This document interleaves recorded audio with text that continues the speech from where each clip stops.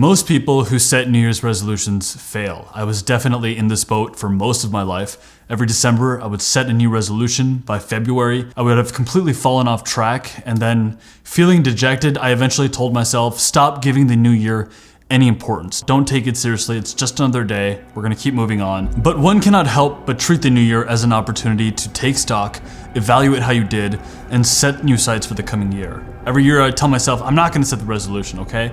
Not this year, but I invariably do. I hype myself up, I feel excited every new year. But last year around this time was the first year in my life where I actually set intentions for the following year, and then I ended up having my best year ever. And this largely happened because I ran through an exercise in which I evaluated my goals for the following year, I reflected on my last year, and then I entered the following year with a lot of hope and a great strategy for pursuing my goals. 2021 was also a year where I largely felt very successful. I feel very lucky to be able to say that. This is a very new feeling for me. So in this video, I want to take you through an exercise that you can do to approach 2022 with a lot of clarity, to set practical, realistic goals that you can still be excited about and that you can create a system around. A system is basically a set of actions, daily disciplines that can sort of help you reach your goals without thinking about your goals or your progress on a moment-to-moment basis. And creating a system that is logical, that you know should work to some degree, it gives a lot of inner confidence because life has its ups and downs. But if you know you stuck to your system, you can sort of trust that the law of cause and effect is at play. When you create a good system, the system creates results for you. This exercise and this video is broken up into 5 parts where you reflect on your wins in the last year, your losses, set goals for the upcoming year, do a mindstorm, and then create a system around the habits that you think you should be executing on in the following year. And lastly, 2 journaling questions that you should reflect on, that you should ask yourself after running through the other parts to guard against the pitfalls of sticking to your system. In order to talk about this exercise in the specifics and to get through this video, I'm actually just going to be doing this exercise on my own life, on my own previous year. But my encouragement to you would be to just, pause the video or note down what the video entails and then just do this exercise for yourself, because I have found it to be the only valuable thing I've done so far in preparing for the coming year and setting resolutions and all of that. So these have been my wins in 2021. Firstly, overall between YouTube and keeping a day job for the last 7 months of the year before quitting, I generated $280,000, which is more money than I've ever made any year prior. For me, this feels like an extraordinary amount of money. Now, most of this money, a good part of it anyway, has been reinvested into the channel. I believe very strongly in reinvesting in the thing that, has given me so much. So I've managed to, upgrade lenses and cameras again. Even though last year I thought I'd upped my stock of camera gear a lot, this year I feel very close to pro level. Like, we can probably get to pro level cinematography on the channel this year just because I have light tubes now, and now I'll have 2 FX3s, 2 great editing bays in my house. All the footage will now be at a higher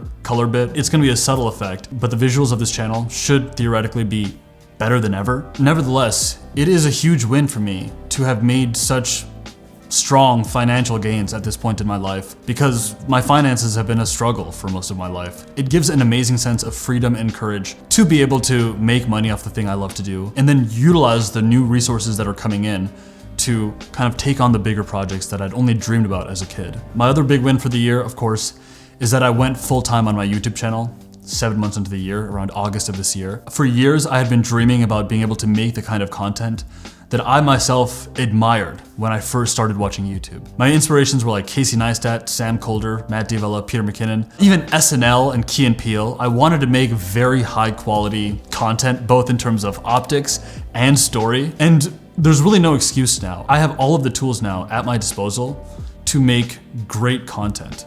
And that's the standard that I want to set for myself. And it's a very big win that I've now been self-employed for 4 months. And so far it's been working. Every day you have to earn your pay when you're self-employed, but it's one of the best feelings to be able to just spend all of my time trying to make better content. And in fact, there were about 15 to 20 videos that I made in the last year that I can look back on and think to myself, not only was this video awesome, but it also was a Captain Sinbad video. I don't think too many other people could have made a video like this. It's something that can only come out of this channel and our passion. My third win for the year is that I got a strength coach. One of the fitness goals that I set for last year, actually one of my fails from this year, is that over the pandemic, I had put on around 10 to 15 pounds of fat. I can definitely see it in my face, from last year to this. And by the start of this year, I had set a goal for shedding that fat, but I didn't achieve this. However, in the last 4 months, actually ever since quitting my job, I got a boxing trainer and then a strength coach. And my knowledge of fitness and nutrition has increased so much over these last 3 months. And it's something I'm very excited about because I'm still in the early stages of having that progress being translated into a better physique, but it is happening. I can definitely feel myself getting leaner and stronger, and I'm just excited to continue. Like, I'm taking great joy in working out these days. And I know in a year from now that I'm on a solid program and on a solid nutrition plan, I think I will be looking much fitter. It takes patience. I had originally started going on this fitness journey so that I could make a video about it because I'd noticed that a lot of these 30-day transformation videos, I worked out like Chris Hemsworth for 30 days and all that. They perform very well on YouTube. But when I really started doing the research, I realized actually building a great body and especially putting on muscle, it takes so long. It takes a ton of patience. So then my timeline went from 1 month to 3 months to 6 months. And now I'm giving myself a full 18 months to get in the best shape of my life. But my clarity and my conviction and my passion for it is so high that I feel very confident about achieving this goal. On another note with fitness, it has been changing my mindset. Back in the day, I would skip workouts because I told myself I was juggling too much and I was maybe overcommitted. But now I prioritize sleep, staying sober. I even find joy in tracking my calories. A large part of this has been the strength gains. Now knowing that I can just actually physically lift more weight than before, even if on any given week it's just a 2.5 pound increase, I'm very much enjoying getting these newbie gains, and my desire to continue the gains has turned me into a different person. Let's move on to losses. What were my losses for the last year? One is that I drank too much alcohol. I feel much more open about sharing this struggle of mine now, but before I would have been very uncomfortable saying this because I sometimes worry that people who watch my videos see me as just really put together, and a part of me doesn't want to ruin that perception of me, but I think I'm much more okay with talking about my flaws now in the hopes that the video comes across as more real and that it's actually genuinely helpful to someone else. And I definitely wouldn't label myself as an alcoholic, but I actually have often struggled with drinking too much just because I associate drinking with a sense of friendship, camaraderie, excitement, romance. I find a lot of joy in the cinematic idea of drinking. It doesn't help that my favorite director, Guy Ritchie, he's got these great pubs in the UK, and a lot of his movies make drinking like a lager look very attractive. You might wonder why is your love for a movie or a director influence your drinking habits, but oftentimes I live my life as if it were a movie, so I just carry that sentiment with me. And then secondly, I have this insane love of Ireland. I've always loved Ireland, just Celtic, Gaelic culture for some reason. Maybe in a past life I was Irish or something. And even though I've never been there, there's a sentiment with that culture, the way Irish pubs look, that just makes me kind of excited and happy. But as a result, I was probably drinking 2 or 3 times a week, just a couple drinks each time. But that adds up to 9 or 10 units of alcohol every week, month over month. And for me, that has led to weight gain, poor sleep, time lost, creativity lost. It has also allowed character flaws to seep in. It has made me at times incongruent with my values.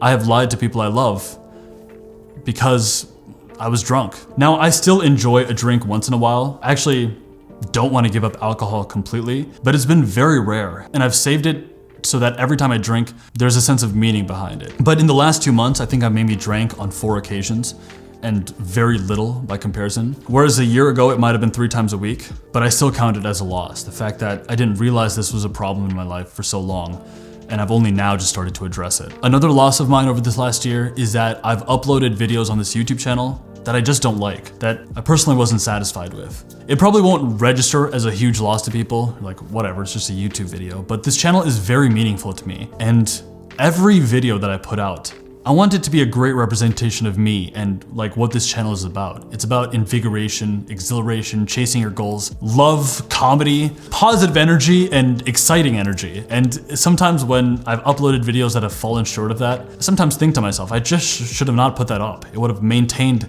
the brand's integrity a little more. I want my videos to be tied to the word excellence. Whether it's a comedy sketch, a more genuine video like this one, or a lifestyle challenge, I want my brand to signify its tagline. Greatness is coming.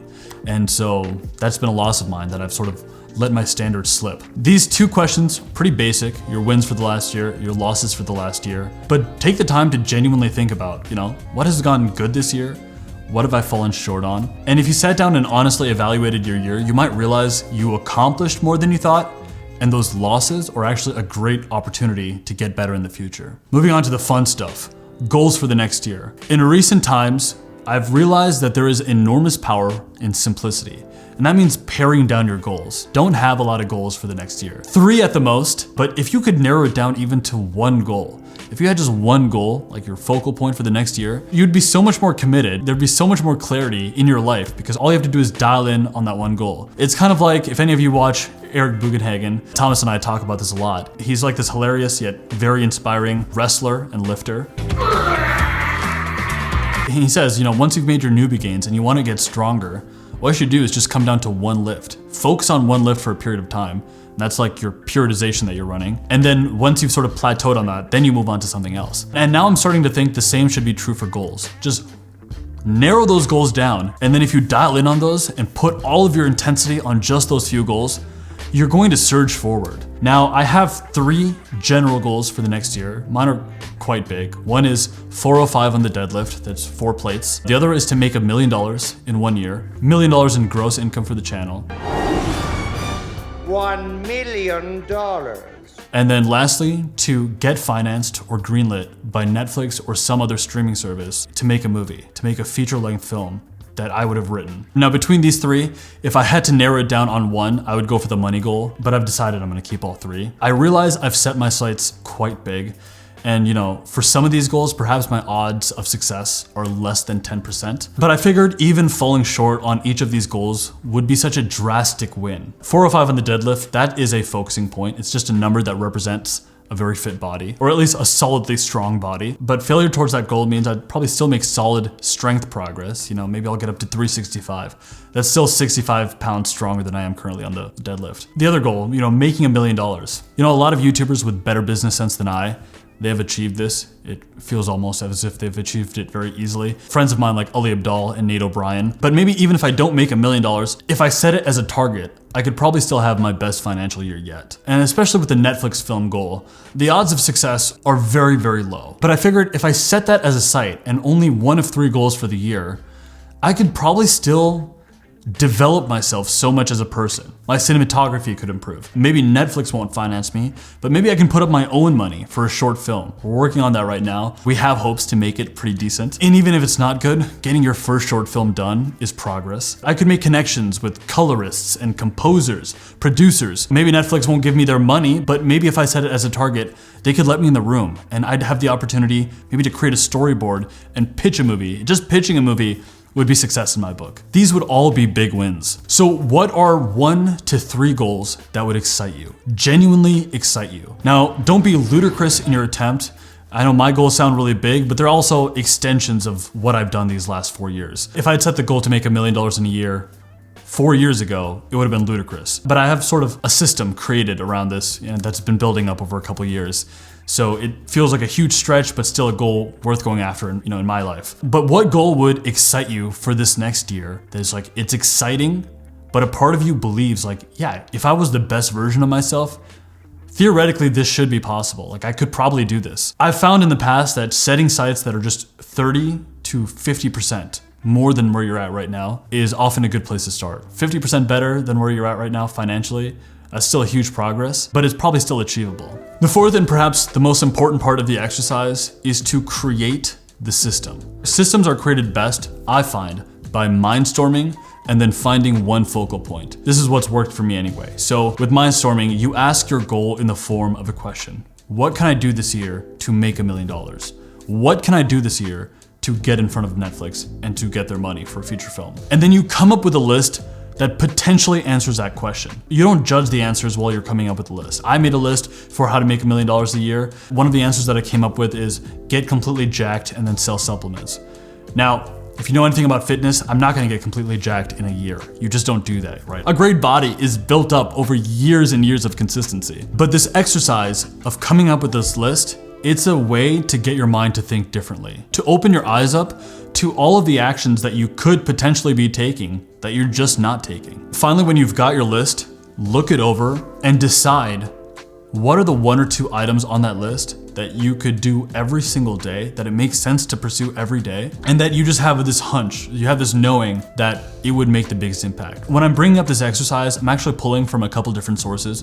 Grant Cardone's book, The 10X Rule, several books by Brian Tracy, and the book The One Thing by Gary Keller. I've sort of combined exercises from all of these resources into one activity to do. And I've done this in the last year, and I find it to be very powerful because when you create that mindstorm, you're opening your mind to possibilities, to actions you can take that you're not doing right now. So it helps you think outside of the box, it helps you think creatively. But then when you pare it down to the most important thing, and if you can't figure out what that one most important thing is, find someone who has achieved what you want to achieve. You can maybe see if they offer coaching and pay them money to get that advice or read books about it, but figure out that answer for yourself.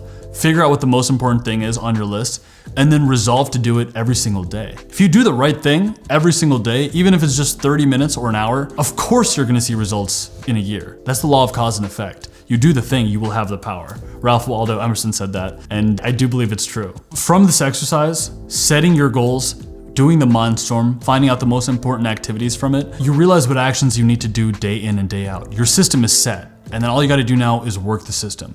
Merry Christmas, y'all. I actually want to talk about one of my great struggles, which is not just making the money, but saving and investing it.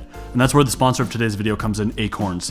Acorns is a financial wellness app that makes it easy to save and invest your money with just your spare change. There's no expertise required, which is good, because I'm certainly not an expert when it comes to finances. You can get started with Acorns in under 3 minutes and begin investing with as little as $5.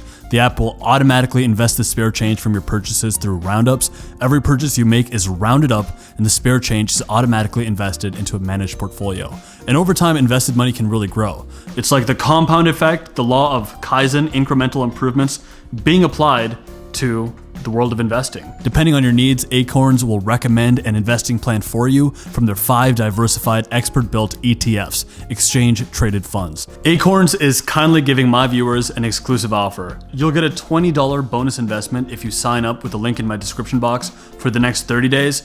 And if you sign up after the 30-day mark, they'll give you a $10 investment. But the $20 is only available for the next 30 days for this limited trial. So definitely click the link in my description box, get.acorns.com/Captain Sinbad to sign up today. Get.acorns.com/Captain Sinbad to sign up today. Some terms and conditions apply. The final point here is 2 journaling questions to ask yourself that'll help make sure that your system doesn't fail, that you stay consistent with it, because knowing what to do is only half the battle. So the first is, what aha moments have you had doing this exercise? What have you learned about yourself? One of the things I realized is that the Netflix goal is very, very important to me. And that's because it would give me a new proof of work. I've always believed and understood that to be a good YouTuber, you need proof of work. You need to have something else. You gotta be a good something else to be a good YouTuber, because YouTube is about sharing the story. If you only do YouTube, then you're trapped in a bubble of your own content. And this is especially a problem with productivity YouTube. Because if I'm getting all of my success from productively making videos about productivity, then I'll actually start to go crazy, and then no one will respect me. Eventually people catch on that this is all you do. And that's why you've got to be that good something else. When I had a day job, that was a little bit of my something else. Or in the early days when I was trying to maintain NoFap, that was sort of my hero's journey of trying to do something else. But now making movies, or the arc of pursuing the making of a movie, will be my proof of work. It makes complete sense. It's something I'm passionate about, and it's such a stretch that I'd rather pursue that and then share what I learned from it than just, I don't know, have nothing to show for my name. So this is not just because it would be cool to have a movie on Netflix, but in order to make my livelihood work, which right now is YouTube, I need a new proof of work. That's something I learned from my aha moment of doing this exercise. The other question to ask yourself is, what feedback would you give yourself if you were your own coach? Coach yourself as if you were a guidance counselor giving you advice. You're like an older guidance counselor looking down on you saying, hey, here's what I think. Sometimes we have to take a look at ourselves more objectively. When we look at ourselves outside of ourselves, it's a very stoic way of looking at life, we can find better insight on how to proceed. When I tried soliciting feedback for myself, the advice I hear back is don't operate out of fear. For instance, that voice says to me, Nikhil, don't take on a sponsor that you're not passionate about, or start working on a video out of some sense of obligation because I have to make a video this week. These are my golden years for this YouTube channel, to propel myself into something bigger and greater. And this is my time to expand my mind, to be okay with setting bigger goals and not eating up my time with small things. If you do this exercise, I'm quite confident that you'll actually find great advice for yourself. And so for those of us who are willing to take stock, take courage, and take action, to us I say, greatness is definitely coming. Here's to a great rest of the year, an amazing 2022, and we'll see you guys in the next one. Cheers.